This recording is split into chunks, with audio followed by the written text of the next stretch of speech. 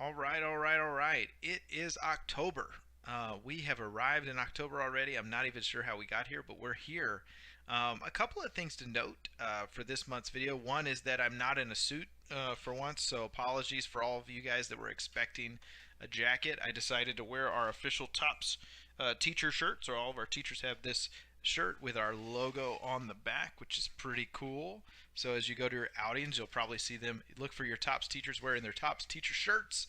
Um, there are lots of cool and exciting things happening this month. But the first thing I wanted to tell you is that this month's video is a little bit longer, as I've brought in some of your favorite teachers to talk about the things that they love about our school and what they do, as well as to highlight some of the things that are happening on the campuses. So one of the biggest things that's happening this month is our benchmark week, which kicks off today, October 5th, and will end next week on October 12th. You may have seen it advertised as only next Tuesday through Friday, but we thought it would be a better opportunity for you guys to have those assessments opened up now and through the weekend, so you could go ahead and get them and completed if you wanted to. You should see my note below of why you should not be scared of benchmarks. Check that out. For families that are using K-12 provided technology, a quick reminder that is actually super duper important is that you fill out your family income form. The link is below, and this form, which we call a fifth form, is the equivalent to your free and reduced lunch form that you would receive at a brick and mortar school. And having this data allows and ensures us that we can provide that technology that you need to you. And also, if you qualify, there is the added incentive of a internet reimbursement. You can find out more about this reimbursement in the Parent Student Handbook, which is also below for you to open and download if you would like. Another thing that's happening this month is that this month's focus, you'll see a lot of focus on anti-bullying. Many of you, as we've talked to you in our connection calls when we first start the school year and we try to get to know you a little bit better, you've identified with stories, your own stories, other stories of young people experiencing bullying in all forms and sometimes firsthand. And if you have a story of how TOPS has allowed you to thrive beyond bullies in school and got you out of that space in which you felt unsafe, please share your story at the link below where it says share my story. That would be great. We'd really like to hear more about that and how we can continue to help foster that safe space here at TOPS. Lastly, we've seen a little bit of a dip in our live attendance data to classes. And, I really can't stress, and I know my team can't stress enough how important it is to attend live CC sessions, especially those that are listed as required.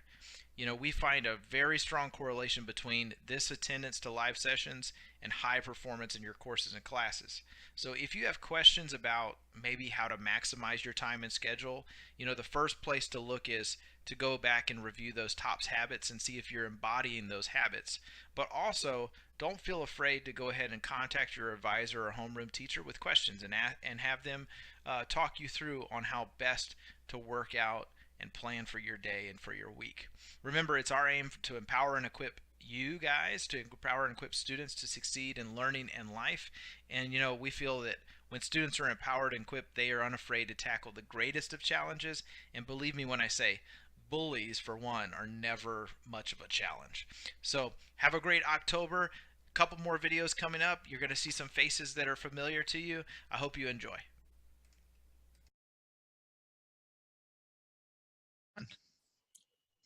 All right, I'm here with Miss Vandiver. She is the Teacher of the Month for Tops Elementary. Thanks for being with me this morning, afternoon. I think it's afternoon already, actually. Yes, it is. So, well, we'll start out really easily. I just wanted to ask you first. Well, first off, congratulations, and second, is there anything that you'd like the families at TOPS or your students to know about you that maybe they don't know already? I don't know. Let's see.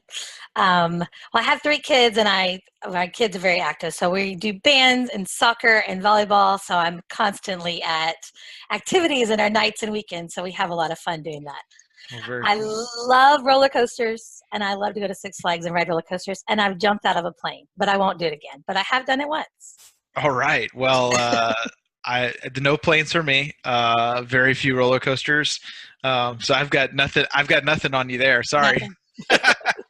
Well, I just wanted to ask you a few questions, and for those that are watching the video, the questions are the same for all of the teachers. So, but the first question is what is it about teaching virtually that inspires you? For me, it's our students and families. I love that we are meeting a need for them and we are providing a choice that they wouldn't have otherwise. So when we have, when we make that first connection call with our families, we find out one of the first questions we ask is, what brought you to TOPS? And just hearing the reason that families have chosen to be in this virtual environment, and some of them, it's providing a need that they wouldn't have otherwise. Right. And I love hearing those stories, and it just reminds us why we're here and who our families are. And so that really, just making that just connection with them and knowing we're providing something that they wouldn't have maybe in the brick and mortar setting. There's Right. something missing for whatever reason it is that they've chosen. There's something they weren't able to get in a traditional setting.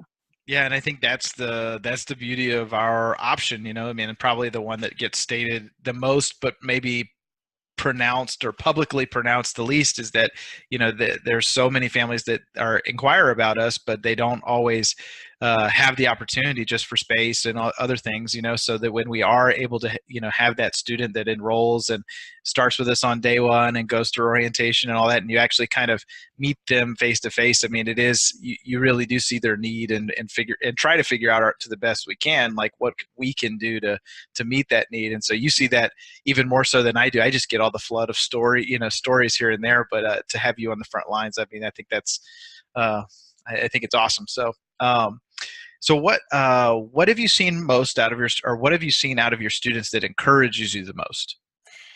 Well, I'm an elementary math teacher, so when some students, when you ask them what their favorite subjects are, very rarely will they say both reading and math. It's not usually Right. both, right? It's usually one or the other. So, but in class time, encourages me so much, or when I get an email of when just those aha moments that happen when students weren't understanding and they were brave enough, or they took the risk and said, I don't understand, or you can just see by their answers that they're not getting it, but they didn't stop, and then all of a sudden it's like, oh, I get it, I understand. And just this small little comment in the chat box, you can just see the light bulbs, and we talk about those, just those light bulb moments, and Yeah. they just have gotten it and they didn't give up. So I love those moments, and Yeah. during class time. And you said something interesting there, which is that the ones that are brave enough to say they don't understand. I mean, how Mhm. it seems like it's become harder and harder. I mean, I feel like as a student when I was young, it was really hard to say I didn't understand.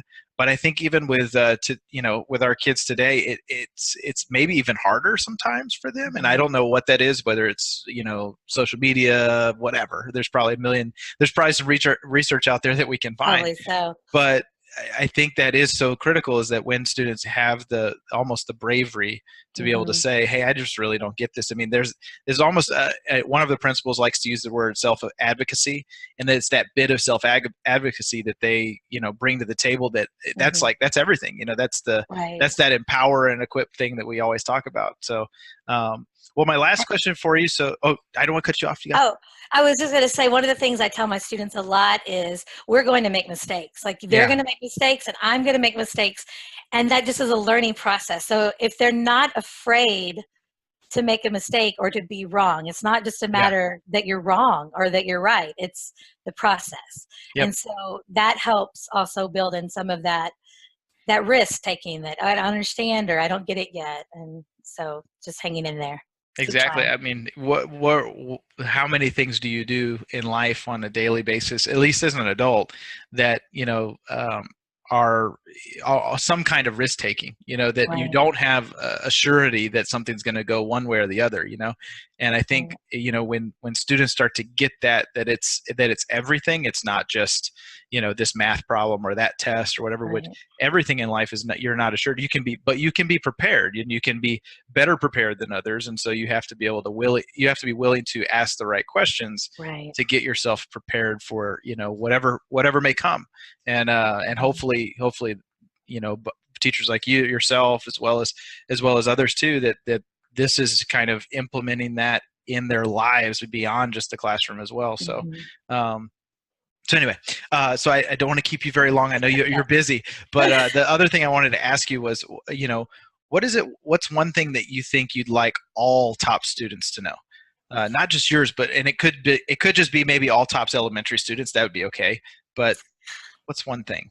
I think it goes sort of back to something I mentioned previously, but when things are going to get hard and you're going to struggle, like whether it's a class, it's a subject, it's a problem, big or small, there's going to be something you're going to struggle. And if you say, I can't, then you are not going to be able to. And that just puts a barrier there, and you're done. You've kind of just caused yourself to stop. So when something is hard or you don't understand, ask questions or find a resource, keep looking, just keep digging, ask a teacher, there's all kind of resources out there, but don't let that be your stopping point, because it's a cop-out to say I Yeah. can't, because you just stop.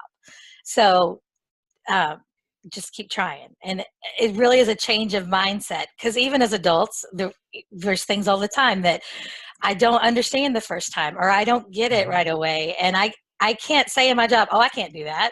I don't have that option. So I have to keep trying, or I find a different way, or I ask somebody, or I find a resource, but don't let the I can't be an option. Just have to really change that mindset. Yeah. And resilience, that's probably what that is. It's persevere. Yeah, perseverance, resilience, grit, as we say these days in education a lot too. I mean, I was just listening the other day to someone talk about how, they went back and kind of looked at all these different stories of people that are successful in different areas and different fields, and they found that like the most successful people have had, some really, really interesting things, let's call them, or really, really big hardships in their life that allowed them to get to where they were. And so they started to study what their brains looked like. A few of these people studied what their brains looked like. And the more things they had been through, the more they kind of developed that resiliency to get through things. And they didn't look at problems as just problems. They were like, well, this thing happened to me here, but oh man, well, okay, what's the other way around this? How can I get through this? And so I think that is really key. Well, Ms. Vanderburg, I thank you so much for joining me for just here for a minute. And I know we'll look forward to seeing you in your classroom soon. Thank you. Bye. All right. Well, I'm here with Mr. Little, and just a little bit about Mr. Little. I can't remember how long you've been with K-12. I know you've only been with TOPS this year. So actually, I started in March of 2012, so I guess I'm working on my 7th year. 7 years. That's longer than me, that's for sure. So I can't say enough nice things about Mr. Little. I could probably I could tell a fun story or two, but Mr. Little has been named the Teacher of the Month for the middle school. And so I wanted to take a couple of minutes just to kind of pick his brain about a few things so that we could share that with all of you out there. So the first question I have for you, Mr. Little, is what do you think it is about teaching virtually that inspires you? Well, for me, what's truly important is that all students are provided a safe learning environment that best meets their needs and is in their best interest. I've met so many children and families that need something other than the traditional brick and mortar setting for a variety of reasons. I'm so happy that our school is able to provide an alternative option for so many students. I love experiencing and taking part in the journey to make those light bulbs turn on for students. There's just something magical about the exact moment when a student who was once struggling with a concept suddenly has a complete grasp of the content. They get it, and that's what's so exciting for me.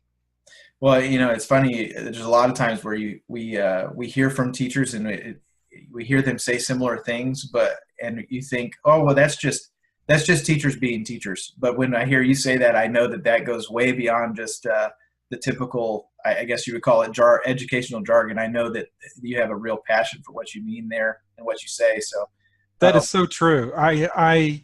That's what actually brought me to teaching. This is really a second career for me.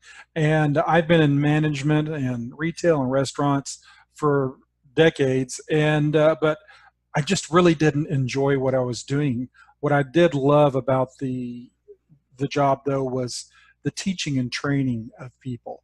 And so I decided to do this as a profession, and I wanted to become a teacher because I love helping the students. Hey, and we love that you're helping our students.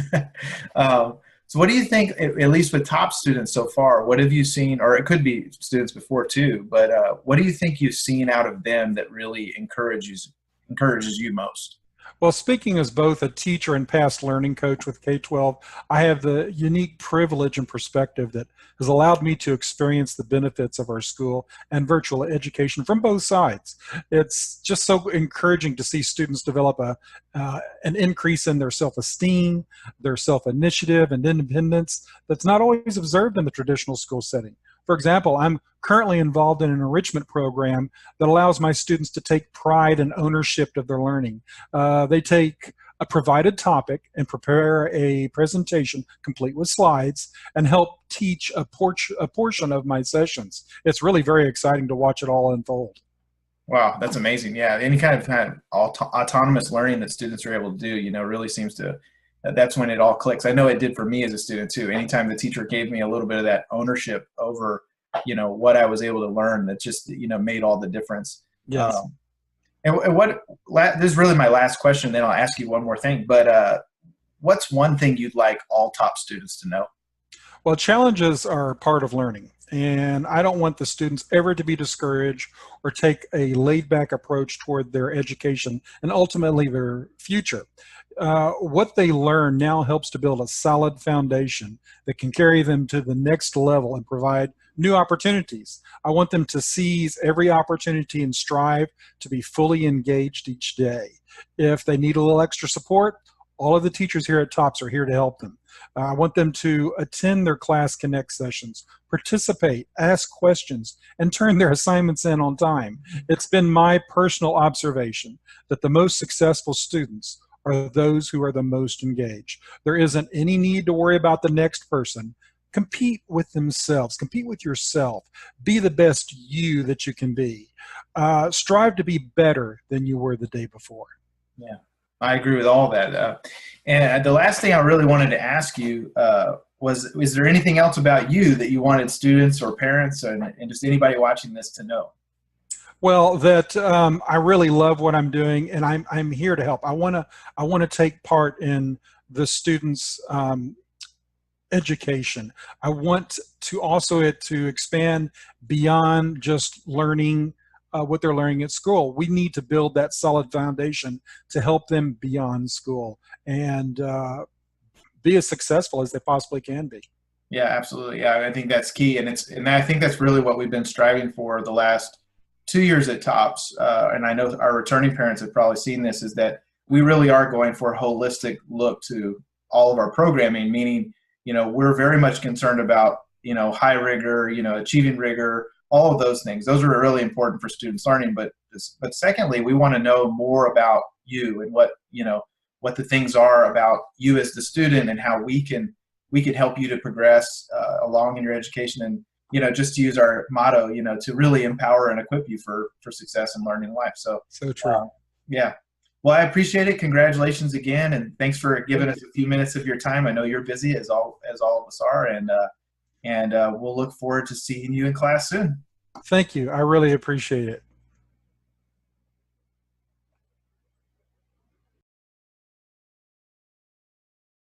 Good morning. Hey, I am here with Ms. Robinson from the high school. And first off, Ms. Robinson, I want to congratulate you for winning Teacher of the Month for TOPS High School. So, thank you. It was a very nice birthday present. Well, happy birthday too. I forgot about that part.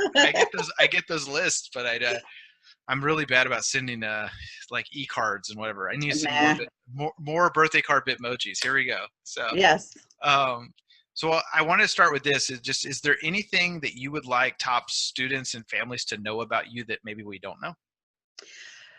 Well, the one thing that I do like to express at the beginning of the year is, me personally, I am a mom, and I have 4. I have a daughter that is 22 now. Oh my goodness. And I have 3 boys. And then I said, now all of you are now my children as well. So I become mom 2.0 in the classroom, and I say, you can come to me about any question, anything. It doesn't have to be science related, even though that's my jam. But I will try my best or point them in the right direction. Well, if I have any science related questions, I'm coming to Mom 2.0 because That's right. science is not my jam.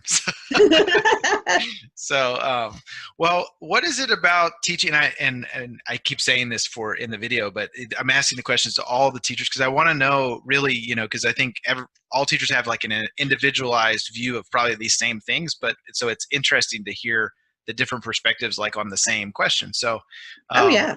what is it about teaching virtually that inspires you? Well, aside from the funny obvious, no traffic, saving on gas, etc., that kind of stuff, not having to buy the business wardrobe. You do have a top shirt on though, which I do. I have my top shirt. But really, I'm really inspired by the innovation and the cutting edge technology, the rigorous curriculum. It's good. Let me just say that. And by the way, I am officially a scientist. That's where my degrees are, as well as having my teaching certificate. So I am very impressed by the curriculum. It is amazing. And I feel that I'm taking part in paving the future of education. I love it. I love this setting. Awesome.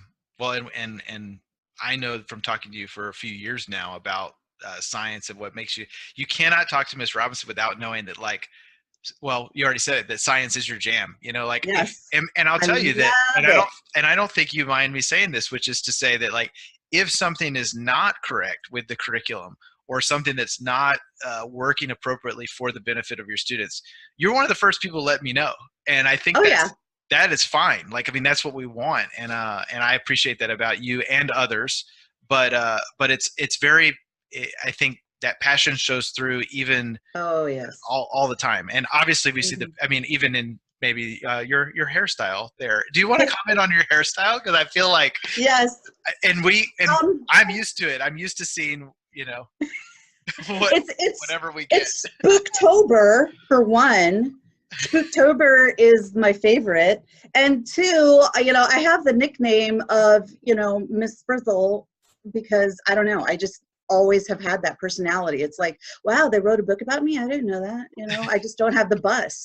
I didn't even make the Halloween connection, but it's amazing actually. So the last time I saw Ms. Robinson, her hair was pink.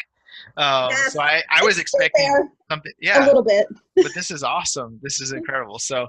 Well, anyway, so the next question, because I feel like I'm going to get sidetracked and ask you other fun things, because I don't get to do this enough with you guys. Yeah. So what have you seen out of your students that encourages you most? Every year's great, but honestly, this year has been like super amazing. I have a very punny group of students. They are so punny this year. The puns are flying, and it's great because it helps so much in chemistry that they come up with this stuff, and it just shows the diversity of their interests. And I love seeing when we have new students come in and say, these guys, they're so welcoming and they're so nice, and we have a little our little classroom thing too is I call them all my chemies.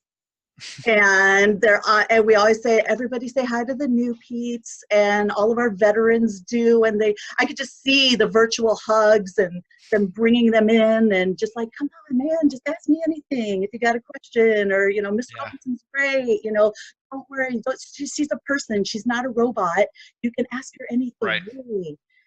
And she'll get right back to you too, because I'm always on my computer. Well, and not to be cheesy, but like we keep going back to like our motto is this empower and equip thing, right? Mm-hmm. It's empowering and equipping students for success and learning in life. And that's the thing that we've really changed the look of our school culture, I think, in some ways, and it takes time to make this really sink in, but I think you're embodying that completely, is that students come to us with all kinds of different needs, all kinds of different stories, all kinds of reasons for why they've chosen our model, so that when they can come into your room and have that experience of like, no, this really is a community. It just looks different than, the physical school. I think that's like, it's uber important for them not only to see that and experience, but feel it too, because that's that's a big part Oh, of yeah. just them being able to learn and feel empowered to learn. So it sounds like that's something that's happening with your Kimmies. So Yes, yes. I'm excited to hear about that. And my last question for you is, what's one thing you'd like all top students to know? And I'm kind of echoing what we were just talking about, that I want them to know that at TOPS that we are more than just a school with that, student teacher kind of relationship, that tradition, Mm-hmm. that traditional view. We're a community, we're a family, and they should be proud of the school. And I mean, confidently surf that wave into the future. I mean, honestly, I can't wait to see what this generation of students is going to become. Yeah. I mean, what they're going to invent, what they're going to discover. These are our future leaders. And again, like the first question you asked, we got cutting edge, technology going on. This is the wave of the future. And Right. I want them to embrace that and be proud and be like, yeah, I went to TOPS virtual Right. school and it was awesome. Yeah. Well, and I think too, like, the big part of that is that oftentimes maybe students initially, maybe they think or they choose the option of virtual public schooling because they think, oh, well, this is a way for me to get done and I could do it at home. And yeah, I can kind of check the box. But then they very quickly no. get in and realize that no, you can't just check the box. What you actually have to do is seize your opportunity. Like, here's an opportunity for you to Mm-hmm. really, really learn, not just at your own pace, because there's obviously we have state laws and statutes and attendance and all that. So it's not just the pace part, because there's some regulations there, but it's really more so like of how far do you want to go? Because I know, like, we see students that, well, you're very far advanced in science. Well, and I know you're one of those teachers that when you find that student, you go, well, what else would you like to do? How else could you do this assignment? Is there something other way that we can work this out? And I think sometimes students don't know that they can ask those questions of their teachers. So it's really important that they know it. Yeah, me too. As a teacher, I ask them, I say, what do you like? And then I just start, throwing careers out at them, and they're like, whoa, what? You can do that? And I'm like, yeah, that it's out there. Exactly. So yeah. And well, yes. Thank you for joining me for a couple of minutes here to share your thoughts and your passion about science. And we look forward to seeing you in your classroom pretty soon. Oh, yes. All right. Thank you very much. Bye. All right. Well, hey, I'm here again, and I was just meeting with a couple of our middle school teachers that have decided to take on a project that I'm super duper excited about. So do you guys want to introduce yourselves real quick and what you teach? Sure, I'll go first. Woot woot, lit mag. My name's Elliot Shar. I'm the 6th grade this year, 6th grade English teacher at TOPS, and super excited to bring the literary magazine to the whole school. So I know that me and Brooke are super passionate about writing, and yeah, I'll let her introduce herself. All right. Hello, I am Brooke Dubose. I am one of the 7th grade ELA teachers, and just like Christy said, we are so excited to kind of start something new and kind of own it and have it develop as it may. And so we are here for you guys and want to display an awesome TOPS literary magazine. Awesome. And I think most people know this about me, but I always say, like, I'm a lit teacher by trade. Like, that's who I was for 9 years. So that's where my heartstrings pull from. So what was it, I guess, where did this idea about having a literary magazine come from, really? It's totally organic. I mean, the kids write in class, and they don't always get a chance to kind of show it off or maybe feel like it had a real place to land. So what better way to kind of take some of the grading or the high stakes out of writing, make it a fun place, and really show off their skills. So yeah, I know that all of us have probably done different iterations of it, and this is the first time that I've had access to this awesome software, so I'm excited to see how it's going to look this year. Awesome. And what do you think? What is like? What's the main benefit for students? Is there anything like cross curricular they're going to do, or are there other skills that they're going to bring in doing this? So I think that's kind of the neat part is that our students are going to, we've already been in contact with the art teacher, and she's excited about it as well, to maybe incorporate some of her students' drawings into what we are producing. So I think that's really cool. And I think this is going to be kind of what we make it, right? So if we want to reach out to other departments, or if a student has an idea and wants to do something that maybe they're covering in another class, then this would be another opportunity for possibly, if you have, or something that y'all are doing and want to interview a student or interview the teacher, then that would be something that you would come to your sponsors to, who are Miss Aliashar, myself, and Miss Schultz, and we could kind of help gear you in that direction to maybe go interview another student, or interview the teacher, and kind of do those things. But I think that's kind of the beauty of it, is that it'll be whatever we choose as a TOPS, union to make it. Yeah, I also love it. Because we know that writing is a life skill, Yeah. And it's just so important to show kids that, okay, maybe you're not great at writing poetry, let's try something else. But so this is a place where they can really show all those skills, those things that they love. If they like fan fiction, if they, whatever it is that they're into, this is really an open door for that. Yeah, I'm waiting for the first article about BTS to come out, or K-pop or whatever, so that I can critique it as someone who lived in Korea for 6 years. Anyway, so that's my. Let's see if that happens in the first or the second edition. So, what are there any other things that you think families should know, or anything else you'd like for kids to know as well? I think I was just going to say, if you missed our first meeting, that's okay. Reach out to us. This is an ongoing process. And so if it's something that you're going to hop in late, that's okay. We're still welcoming you. If you don't like to write, and let's say writing scares you a little bit, that's okay too. Go ahead and reach out to us, and we will find you a job. We need editors. We need people to help lay out our magazine. We have a lot of different jobs. And so if you want to be a part of it, we welcome you with open arms. Yeah, just exactly that. I was going to say all are welcome, all skills. I think that both, I was going to call you Forrest, Mr. Smith and Mr. Bose, That's okay. both said that they were like the editor of their literary magazine. And I'm like from the other side. As much as I have a degree in English, I've got, I'm with it, but I was always really shy to share my writing. So, I would invite you guys too, even if you just kind of want to look and dip your toe in the water. There's no pain. Yeah. It's all for fun. So this is just a place to kind of remind yourself that writing is this life skill, and we want to find a place for you. Well, and I have, so I'll bring my lit teacher game out here real quick. So I have two things to say to all students when it comes to reading and writing, and one of them I'm totally plagiarizing, so I'm doing the thing you shouldn't do.